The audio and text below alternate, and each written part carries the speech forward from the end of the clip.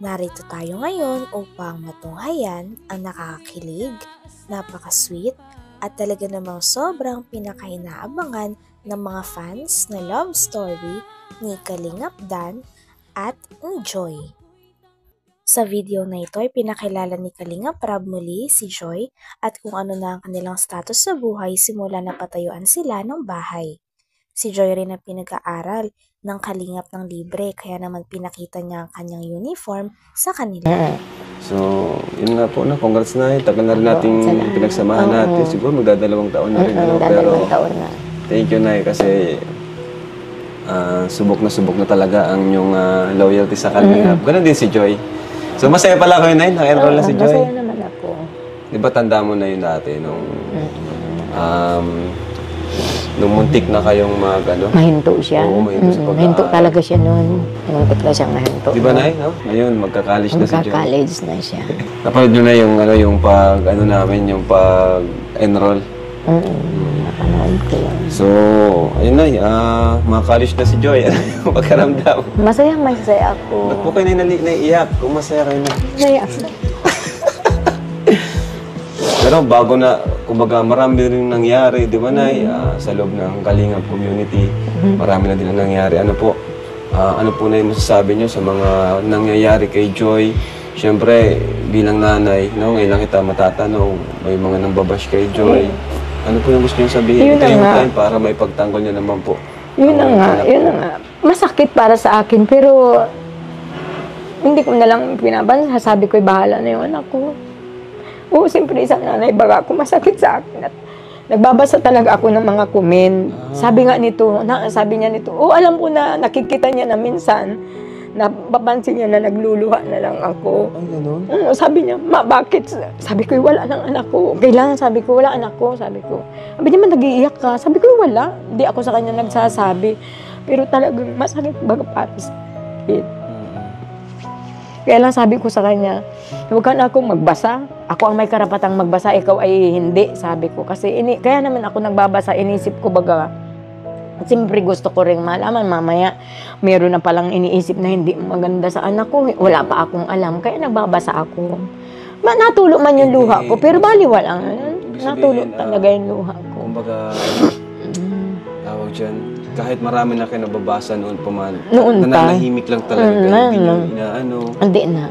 Nung una talagang nasaktan ako, muntik pa nga ako nung ma-hospital kasi hindi na ako nakakatulog. Pero ngayon hindi na. Nagbabasa lang ako. Napatak yung luha ko, pero wala lang. Parang nalipas lang din. Pero ano naman po yung yung komento about sa mga negative comments about kay Joy? Yung iba ba doon, totoo o yung ano? Ay, wala man. Kaya naiyak lang ako kasi ang iniiyak ko. Kasalukuyan nga na in-interview ni Kalingap Rab ang mama ni Joy at si Joy. Palagi raw kasi na tuwing magi-interview si Kalingap Rab ay mama talaga ni Joy ang kanyang nakakausap. Dito nga ay proud na proud ang mama ni Joy kay Joy dahil siya ay nakapagtapos na rin ng senior high school at nag-aaral na sa college. Talagang napakaganda nga at bagay na bagay daw kay Joy ang kanyang uniform na pang-nursing. Dito nga ay nakilala niya rin ang formal si Kalingap Dan. Nabasa man ako. Talagang hindi ko mapigilan na hindi pumatak yung luha ko. Kumbaga, paano nyo nagagawang kumbaga, hindi pansinin yung mga comments? Ano yung nasa isip nyo? Ano yung nagiging motivation? Hindi, pag halimbawa na nagbabasa ako, nililibang ko lang yung sarili ko sa mga gawaing bahay. Kung ano yung dapat kong pagkalibangan, ginagawa ko para lang makalimutan ko yung mga nababasa ko. And kay Joy, ano man sinasabi mo kay Joy? Ngay? Ay, well, sinasabi ko naman sa kanya, anak, basta ayusin mo yung sarili mo. Tsaka sabi ko, anak, nasa diet ka na. Ayun, naririnig niya, anak, huwag kang maglalaya. Sabi ko, kung kinakailangan, huwag kang magparalayas. Sa bahay, eskwela lang, kapilya, at hindi mambaga niya yun. Yun lang. Mag-ingat lang siya. Ayan, so, doon naman po sa mga patuloy, yung iba, halos di naman kumbaga, konti lang naman. Yung iba talaga, parang may lang talaga, may masabi lang or may maggalit lang talaga kay Joy, Ano man yung gusto niyo pong sabihin sa kanila? Ay, ang masasabi ko man lang sa kanila, dahan-dahan lang sila ng pamananalita sa anak ko kasi hindi man nila lubusang kilala yung anak ko. Baga, bahala sila kung yun ang kung yung baga ang pagkaakala nila sa anak ko. Basta ako, alam ko naman kung ano talaga yung ugali ng anak ko. Tama naman po. Kaya, hindi man ako nag-ano kahit may nababasa ako, kilala ko man yung anak ko. Yun ang magaling Kahit may doon. nababasa Kasi ako. si nanay, napaka-strong ni nanay kasi sinarili niya lang yung sakit. Oo. Kasi mahirap sa sa Naluha nanay, lang lalo ako, sa naluha. nanay. Hindi pwedeng hindi ko iluluha Mas pag pinili may niya lang nababasa maging ako. tahimik, Wala. walang kung ano-ano mang komento, Wala, hindi. nakakatawa dito kay Bahala nanay. sila. Nakakatawa dito kay nanay yung tiwala niya sa atin, Ay, sa oo Team naman. Kalingap. Oo. Grabe. Palaging ang sabi niyan, yung kayo nang bahala kay Joy. Ganun siya palagi. At talagang Oo, po. talagang iniano ko naman sa inyo. Kaya nga sabi ko baga bilang isang panganay kayo ni Joy, bahala na kayo. Kung anong pagkakamali niya, di sitahin ninyo. Ayun. At kayo yung parating kasama-sama. So, aware naman po kayo na sa mga issue ngayon, ng mga kung ano-ano. Oo naman. Wala na. Nasanay na ako. Ano nga sabi niyo doon na kasi parang may itinatambal kay Joy. Oh, wala namang problema yun. Aba ay kung sila bagay magkakagustuhan, bakit baga? Sa baga, hindi ko naman sila, wala. May isip naman na baga siya. Alam niya.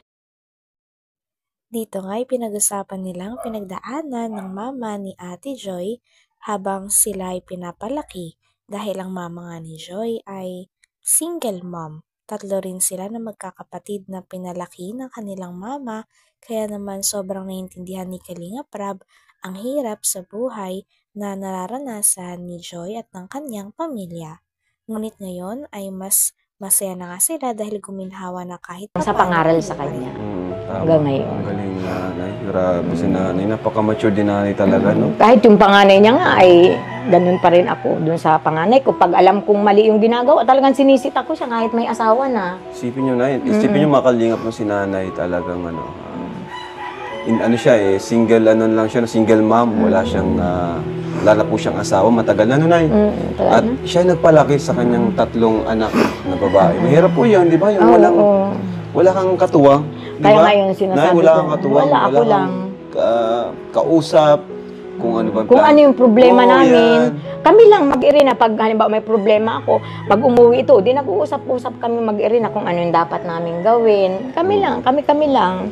Simula't simula naman na. Pag may problema kami lang mag-irina ang nag-uurusap-usap.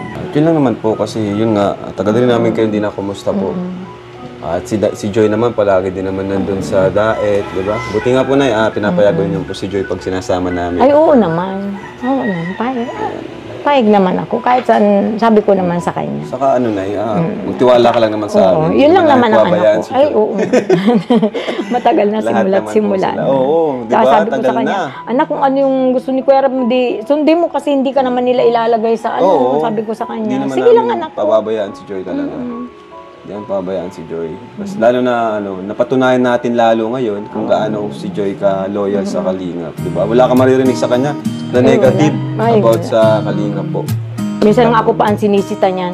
Huwag ka na kasi mamang magparabasa kasi. Oo, inaanuhan ako niyan. Kasi nakikita niya talaga na minsan, nagugulat siya, Mama, ano nangyari sa'yo? Ba't nagluluwa ka na naman? Sabi ko, wala lang anak ko. Huwag mo akong pansinin. Pero alam niya, nagbabasa ako ng nagsiselfone. Wala kang libangan na rin. Tigilan mo na nga yan, Mama. Ganyan lang siya. Ay, sabi ko, ako magbabasa. Di, huwag kang magbasa kung gusto mo. Ako lang. Nay, Ay,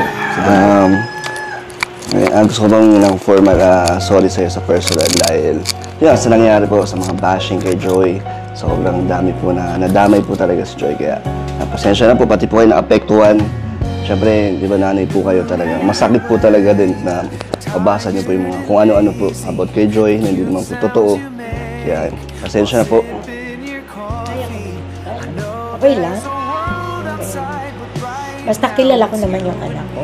Kahit anong sabihin nila sa anak ko at kilala ko yung anak ko at hindi man nila nakakasama yung anak ko. Hanggang dito na lamang muna ang ating nakakilig, napaka-sweet at talaga namang sobrang pinakainahabangan na love story ni Kalingap Dan at ni Joy. Maraming salamat sa inyong panonood. Hanggang sa muli. Bye!